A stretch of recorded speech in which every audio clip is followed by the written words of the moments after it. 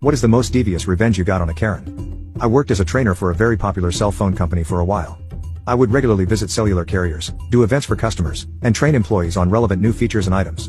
So I was almost always dressed very well. The most dressed down I ever got was a polo, dress pants, and dress shoes because I wanted to give a good and professional impression. However, my style of dress came with the greatest Karen bait known to man, a silver name tag. I had finished up later than usual and was browsing the groceries for the next couple of days at a supermarket whose logo was a bullseye. I was browsing some spices, debating on if I had enough of a few kinds to make chili when I heard a faint noise behind me. I squeeze in a bit closer, ensuring I'm not blocking the aisle. There is no sense in being rude, right? A second or two go by, and my spider sense tingles. And then, I hear the dreaded sound that in the retail wilderness is both terrifying and amusing. Excuse me? Ah. Yes. The mating call of the wild Karen. I turn around to see a specimen of at least 40 years of age trying desperately to be mistaken for her own daughter in what I can only assume was a pair of yoga pants, furry boots, a shirt that was strategically unbuttoned, and a huge pair of sunglasses acting as a solar panel for her "let me speak to your manager" haircut. My desperate plea for clemency in the form of her own ability to notice a mistake came immediately as I pushed my cart further away and swept my arm where I was standing. Sorry. Didn't know I was blocking you, I say. But, alas, Karen did not want to graze the spice rack. You see, she had used her cosmic powers on me without my realizing. Because now I was no longer shopping for dinner. I had been granted employment. And Karen was not pleased with my performance so far. No. I need you to help me find something. It seems to be lost on Karen that the store uniform is khakis and a red shirt. I am wearing a blue and white dress shirt, dress pants, and a company logo jacket that doesn't look like an employee's. I assume she's perhaps dazzled in bright lights without her solar panel glasses guarding her beady eyes, so I smile and politely say, "I'm sorry. I don't work here." Her eyes narrow, now looking like the shining black of a shark, and the games have begun. "You're wearing a uniform. Don't give me that attitude. You can put up that garbage when you're done doing your job." My eyebrow rises, and I hear the ringside bell in my head. Okay, Karen. Game on. So with my best voice and smile, I say, "What was it you needed help finding, ma'am?" I see the flinch. I said ma'am, and she didn't like it. "Don't show weakness now, we've only started." But in the same condescending tone, she wails, "I need to find a watermelon. Now show me to it." I nod and push my cart along as I head to the rear of the store. She doesn't look pleased that I'm bringing the cart, but if she says anything, she does so under her breath, and I know soon enough she'll have plenty to complain about. So I savor the moment where the only sound is the slap-slap of her boots ricocheting off the floor and on the heels of her feet inside. I walk several aisles. After a dozen, she starts to huff and puff, and I can hear the faintest grumbling about why it was so hidden away, and why did she have to walk so far, and so on. It's not directed at me, but I'm not deaf, so I can hear her childish tantrums just fine. Thank God she can't see the evil smile on my face. Passing the last row of groceries, I hang a left. Passing candies, luggage, travel, and so on. She's behind me in such a blurry huff of muttering anger. I don't know if she's questioning the marital status of my parents, the life choices that brought her here, or both. But she's not happy, and it sounds more and more like a car that won't start and less like a person talking to themselves. As we reach the book section, I wheel the cart right over and start down an aisle.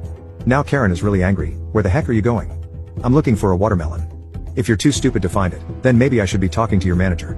This is drawing a crowd from the nearby electronics section. My plan is working out better than I'd hoped. I grab a thin copy of a toddler's first spelling book in front of the children's section. A few letters are playing with a small child on the cover, and a title about learning the first few letters of the alphabet. Perfect. Walking back to the red-faced Karen, I offer the book. I don't say anything, I just extend my arm, showing her the cover. Like most people would, she takes the offered book, looks at it, looks at me, and growls, "What the heck is this? Are you stupid? Where is your manager? You're absolutely awful." Her wailing has attracted at least two employees who seem to recognize the whiny wails of the retail native Karen. One is on a small radio, calling who I assume is the manager, while another is coming our way with that terror in their eyes that only an entitled middle-aged woman with an attitude problem can cause. With a smile, I gesture to the book in her hands and say in my absolute best customer service voice, "Actually, ma'am, I thought since you can't tell the difference between a customer and an employee, you must not be able to read. So I figured this book can help." Stunned. Silence. When the employee finally made it to us, they were unaware of what I said, only that I was smiling in a customer service kind of way. Karen was still all mouth agape at what I said when they tried a polite greeting. "Hello. Is there something I can help with tonight?" Karen was livid. She threw the book at me and started screaming. I dodged the book as her howls of rage wound up. "How dare you talk to me that way? I want this man's manager right now. He needs to be fired." Oh no. She still didn't get the point. Maybe I should have started with an easier book? Dr. Seuss? Maybe something on tape? She hasn't slowed down, is cussing like a rabid honey badger high on substances, and somewhere in that string of expletives were words that vaguely made a caveman type sense.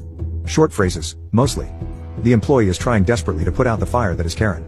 Her face is so red I swear smoke is coming from that horrible dye job, and the distant employee on the walkie-talkie is obviously begging for a manager or a priest. When the manager arrives, the woman is pulled to the side, and he speaks to her, trying to calm her down.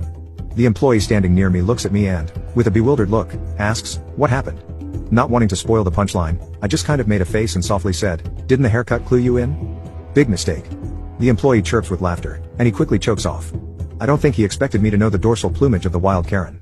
But Karen heard the sound and went from slowly lowering to a shrill string of complaining back to seething anger. Once again, she all but frothed at the mouth.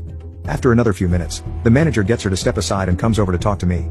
He begins asking all sorts of questions she obviously decided to embellish. "Did you throw a book at her? Were you following her?" Things like that. Things that could be claimed with only the closest concept of reality. So, in a pleasant voice, I explained how I was shopping, and she demanded I show her where an item was and refused to accept that I didn't work there. This caused the manager to frown as he looked at me.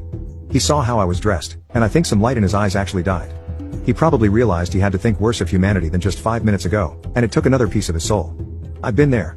So I smile and nod as I see his reason out that I was basically kidnapped to find something for this woman, and all the tumblers in his mind seem to fall into place. He must have seen this type of thing often enough to know what happened or close enough. But I nod and say, since she can't read and might be colorblind, I got her a book on the alphabet instead. I figured if she knew how to read, it would fix all her problems. She threw the book at me, cussed like a sailor, and wanted you to fire me. Maybe I should have gotten something in crayon. The employee, standing nearby, is done for. He begins to laugh. Hysterically. Full belly laughs that send him retreating for a door to their back room nearby. Even as he fades from sight, I can still hear the echoes of his laughter. It seems the manager, a seasoned veteran of the retail wars, manages to make his initial chuckle sound like a disapproving grumble at the retreating employee. But the way his face scrunched up, I know full well he found it at least reasonably funny. Karen is mad that the employee is laughing, having at least the sense to know she's the butt of the joke. Even if she didn't hear said joke. Turning with an admirably straight face, the manager holds up a hand and silences her through his Karen charming powers. "Ma'am," again her eye twitches, "I'm going to have to ask that you stop harassing other shoppers and keep the volume down." A vein in her forehead begins to leap from the skin and do a little dance as she winds herself up for another tirade. He was the one harassing me. She almost reaches around him. Jabbing her $2.99 press-ons at me like the predatory talons she wishes they were. The manager, not happy with basically having her almost trying to wrap herself around him to get to me, holds up his hands and, in a very firm voice, says, "Ma'am, you need to calm down. If you can't, then I'll have to ask you to leave." Oh no. At this point, she was about to become a captive audience. The manager called for someone in the clothing department and overwalked two women who, God bless them, managed to wrangle the woman and begin escorting her to the front. The employee who'd walked away laughing came over and escorted me back to the grocery aisle and told me that she was going to be detained and barred from the store. He was in a good mood, except maybe having to clean up her tantrum. And we joked about the vast level of stupidity we'd been graced to see. A few minutes later, I checked out and was walking to the door when two police walked in, rather annoyed looking. I left with a smile on my face.